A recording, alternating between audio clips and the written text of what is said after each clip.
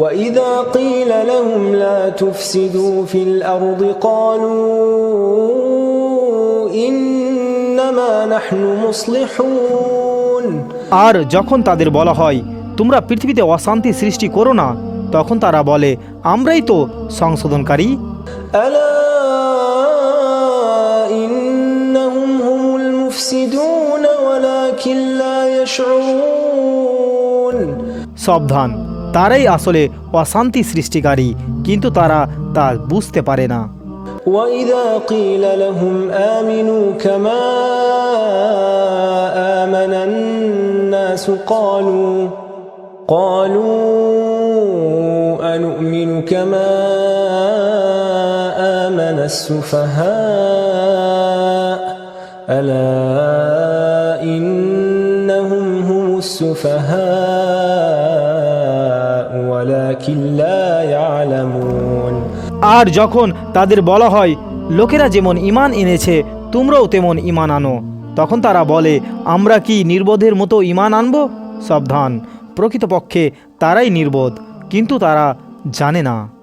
وَإِذَا لَقُوا الَّذِينَ آمَنُوا قَالُوا آمَنَّا وَإِذَا خَلَوْا إِلَى شَيَاطِينِهِمْ قَالُوا إِنَّا مَعَكُمْ إِنَّمَا نَحْنُ مُسْتَهْزِئُونَ আর যখন তারা মুমিনদের সাথে সাক্ষাৎ করে তখন বলে আমরা ঈমান এনেছি, কিন্তু যখন তারা তাদের শয়তানদের কাছে একান্তে যায় তখন বলে আমরা তো তোমাদের সাথেই আছি, আমরা তো শুধু ঠাট্টা করছি। আল্লাহু ইস্তাহজিউ বিহিম ওয়া ইয়ামুদ্দুহুম ফি তুগয়ানিহিম ইয়ামাহুন আল্লাহ তাদের সাথে ঠাট্টা করেন এবং তাদের অবাধ্যতায় আরও বাড়িয়ে দেন, ফলে তারা বিভ্রান্ত হয়ে ঘুরে বেড়ায়।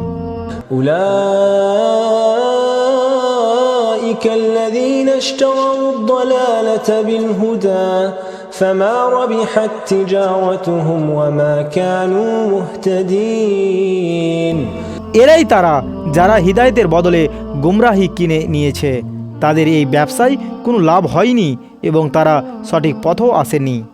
مثلهم كمثل الذي استوقد نارا فلما أضاءت ما حوله ذهب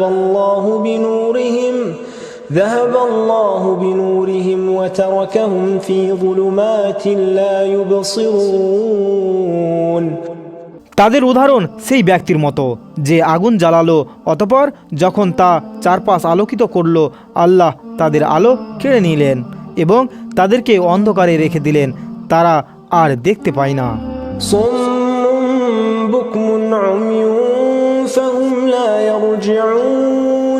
তারা বধির, বোবা ও অন্ধ, অতএব তারা আর ফিরে আসে না।